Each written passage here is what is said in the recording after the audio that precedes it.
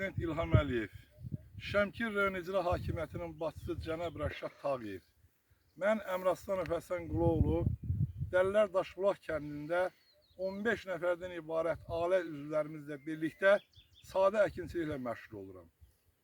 Bu gördüyüm sahədən sizə müraciət edirəm. Artıq 30 hektar taxıl sahəsi məhv olur.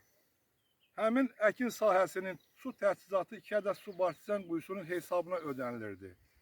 Suvarma sistemlərinin satış şöbəsinin rəisi Kənan Bayramov, real istifadə edədiyim su haqqını ödədiyimə baxmayaraq, aprel ayının 15-dən partizanların gərginlik xəttini aşdırmış və taxılı susuz qoymuşdur. Gördüyünüz kimi taxıl məhv olmuşdur.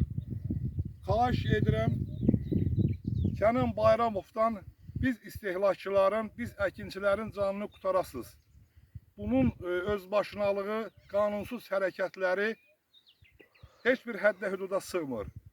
Maşın kanaldan istifadə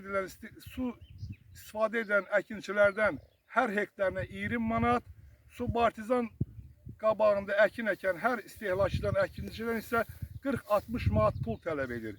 Bu da əkinçinin imkanı daxilində deyildir. Xahiş edirəm, Kənan Bayramovun və Dərya Sibin sədri Qurban İsazadənin haqqında müvafiq tədbir görmək üçün aidiyyəti orqanlara göstəriş verəsiniz.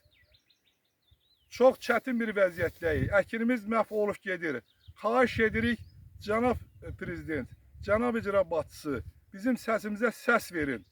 Sağ olun.